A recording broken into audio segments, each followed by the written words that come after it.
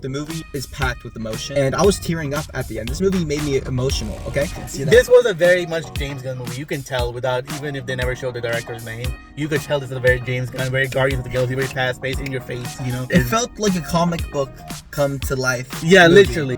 One like really standout part that made me go, whoa, that was cool. That was unique. I haven't seen that before. All right, we just watched Superman. What do you think of it? Armaanla? Just out of the theater thoughts, movie really picked up. I'm not even gonna lie. Like, I was very angry at DC that they fired Henry Cavill, and I think with this guy, I fucking don't know his name, but David like Cornsweet or something. I So- think that's what that's the name. Norm David Cornsweet or Cornsweet? Yeah. the sweetie. I think he plays Superman very well. I think this one, actually, how fast-paced the movie was, it really suits him the best. The movie is packed with emotion, and I was tearing up at the end. This movie made me emotional, okay? There were several times in the movie where the theater erupted into applause. Some of them, you're in a opening night early screening with a bunch of comic book nerds like ourselves. But some of them are cringy comic book nerds. They try to clap at anything. Like every 5 minutes, some motherfucker was trying to clap. Always that weirdo. So there were some times where everyone would appropriately clap. Some people were trying to clap all the fucking time. It's like, let us just hear the fucking movie. There were some fun cameos in it. Nothing groundbreaking. Robert Pattinson, Batman, is not in the movie. The movie was good. I haven't been in a theater this packed since Spider-Man No Way Home. Oh yeah, definitely. This was almost a sold-out theater at IMAX. That being said, it was an early screening, so a lot of people wanted to see Superman early because there's no showtimes tomorrow. There's showtimes Thursday. Yeah. There's no showtimes. The official. This is Tuesday, by the way. Yeah, so you're getting the best review before everybody else. The way they did fire Henry Cavill, though, I'll be honest, I like the Snyder movies. I think Man of Steel is a very different movie. I personally enjoyed this movie more, but I see why some people might enjoy the more mature tones of Man of Steel. And guys, that is okay. These are two completely different movies. And I understand. Look, James Gunn knows what the audience wants. There were so many funny scenes. Just Crypto is such a big part of the movie, and James Gunn knows how to work the audience. This was a very much James Gunn movie. You can tell without, even if they never showed the director's name, you could tell this is a very James Gunn, very Guardians of the Galaxy, very fast-paced, in your face. Very modern edits and cinematic. It was very colorful.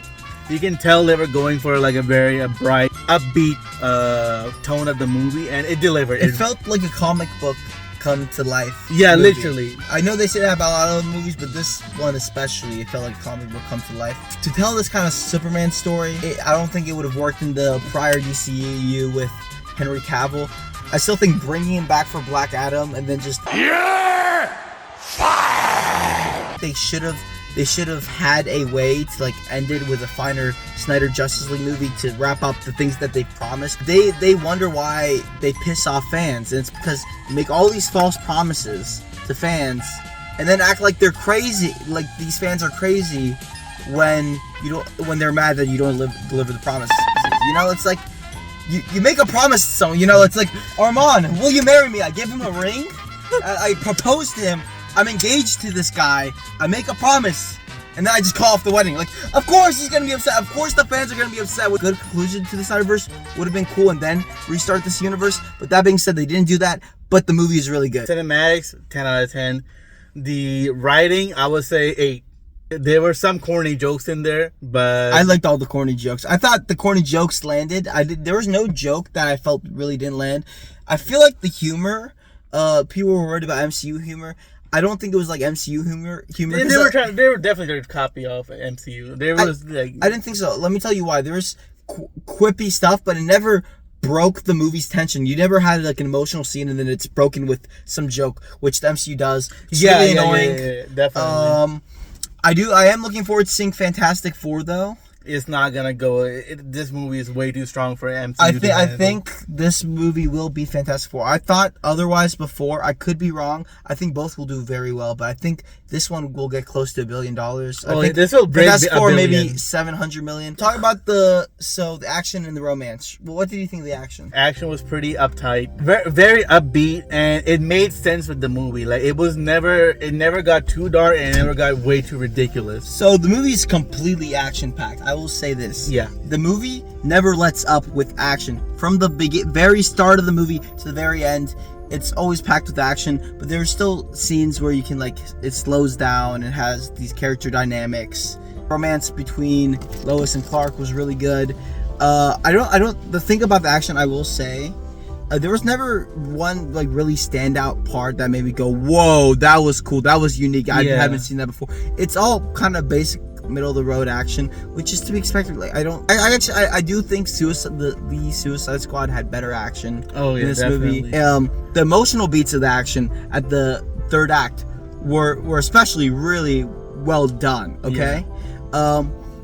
There are some cliche moments where you're like, okay, yeah, I knew that was coming. Yeah. But it's cliche, satisfying It moments. works. It works. I like when movies aren't afraid to be cliche when it's just satisfying instead of subverting audience expectations and doing something that'll just piss off the audience and fans. I hate when it does that.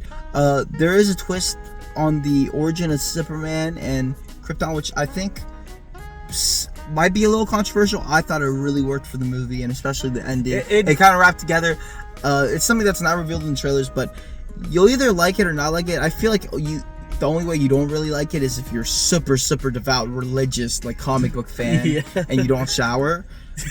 But some of the people in the audience just clapping it like the most every normal fucking 5 minutes, dude. I mean, I used to be like that, to be honest. When I was watching the Spider-Man No Way Home, watch the fucking movie. There was one 40-year-old white guy just clapping. Oh my god! Yeah, there was one cameo that I wanted to hear what the character was saying, and you couldn't because these motherfuckers wouldn't stop clapping. I'm not against fun, but it's like okay, it's time to stop clapping. After 20 seconds, we get it. The character's there. The romance was really good. I really enjoyed that. Maybe I'm a homeless romantic, but the Chloe, yeah, Clark and Lois. Chloe. Very, very good. Hashtag Chloe, hashtag Superman, hashtag Super it was shit. very prominent in the first half of the movie, and it's still prominent in the rest. And I thought that was really good. I don't know what's going on with the two actors. They're always very flirty during interviews. Yeah. Have you seen that? It's she's all up against David, and she's like, I shaved my legs in the car, and it's these motherfuckers are married, bro. Imagine, dude. I cannot imagine being married to a Hollywood actor or actress, bro. That shit must be brutal, bro. It's Brad Pitt and Angelina I get Jolie. it. It's they're romance in the movies, but in the press and the interviews, dude, James Gunn, you are ruining marriages, my guy. You are. Whew. That's rough. I wouldn't be surprised to hear about a divorce, but yeah, I mean, maybe there is something going on because the chemistry, it felt very organic. It felt really good. To be honest, they probably tell the actors to hey, ramp up the romance between each other in the interviews, but they be doing too much. They be doing I'm gonna throw up some clips. They be doing too much. In or out first? I don't think we have to be that synchronized. I was thinking of the scene we. I don't know what. Superman and Cinnamon?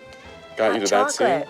No, Hot Chocolate was the one before. Yeah, You can't just remember. The sum of its parts. Okay. Apartment, and I didn't say anything, so I'm still on Cinnamon. Just a taste of our intense chemistry, and if you'd like to see the whole shebang. I'm blushing. I'm sorry. I'm blushing. I shaved my legs in the car this morning. Yeah, definitely. Look, the movie, I would give it. This is kind of crazy. It's kind of crazy. I'd give it a 9 out of 10. The only thing holding it back is I really like that. I really like the DCU world that they're building. I thought the Justice Gang or whatever would have been I thought those guys would have been annoying. and assholes, but they worked very well. They worked very well. All the other side superhero characters worked pretty well. Guy Gardner's an asshole, but he doesn't come off as an annoying asshole. Almost like an endearing asshole. You'll see. Yeah, maybe that's just me, but I liked him. Like, every character. Nathan Fillion is a good actor. I like when we were walking out of the theater. Like someone in the crowd said, like, I was surprised that they gave every character like a deserved screen time, and that is very true. Nobody feels like they got way too much screen time, way too less screen time. Everything was like on beat. Also, I gotta say, Jimmy Olsen, my goat, man. Dude, I do not know. Like, there was a scene where Lois is like, how do you do with these girls? I'm like, I need to learn that guy's secret, bro. Like, that shit is insane. Yeah. No, Jimmy Olsen's the goat. He's the goat of the movie. He saves the day. Like, he's integral to the plot. Just his riz saves the day. It's actually insane, and you need to see it just for Jimmy Olsen. Love that guy. It's a good movie. I'm glad to have watched it early. I'll let you take it away for the final notes, Armaan. One thing I did notice that they nerfed Superman a lot in this. Definitely nerfed it. I will say, I think that's good. Let me tell you why. Because why?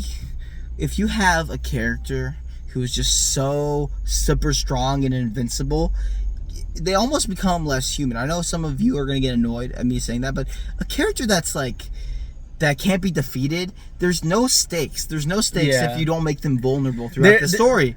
Like, that no one can beat. Like, James Gunn was even saying this. A character like no one can beat. What's even like the stakes of the movie? You don't feel like danger for this character. There's multiple times in this movie where you feel danger for this character. And that's what works about it. You get emotional about this character being hurt. And a super all-powerful Superman, like you have in like some whatever comics and other DC media bullshit, just wouldn't work for audiences, because how the fuck, like, why would I care? He's imprisoned and he's being held against by kryptonite. If he, like, why would I care about any of this if he doesn't struggle at all? Struggle is human, and the whole message of the movie is making Superman human. That's true. Also, that kind of Superman had been played so many times, like this, like God on Earth, and they always turn him evil for some reason, and they always need Batman to fucking like beat his ass in the end. It's like I don't like that. Evil Superman. I know Snyder fans like that, but I like the Snyder movies. But the evil Superman concept, I could. Yeah, it's so overplayed. It's so overdone. It used to be a subversive thing, like, oh, I guess you're not expecting Superman to be evil, but now it's overplayed. Yeah, so I'm glad this movie returned to hopeful Superman. Okay, that's the end of our non-spoiler review. Please subscribe to Armaanla. I'll make some channels soon or whatever, and you can subscribe to me. Yeah, maybe if he makes it in time, I'll link his channel in the description. We'll see if unless I'm like roasted in the comments again, or dislike bombed. Oh, dude, like our.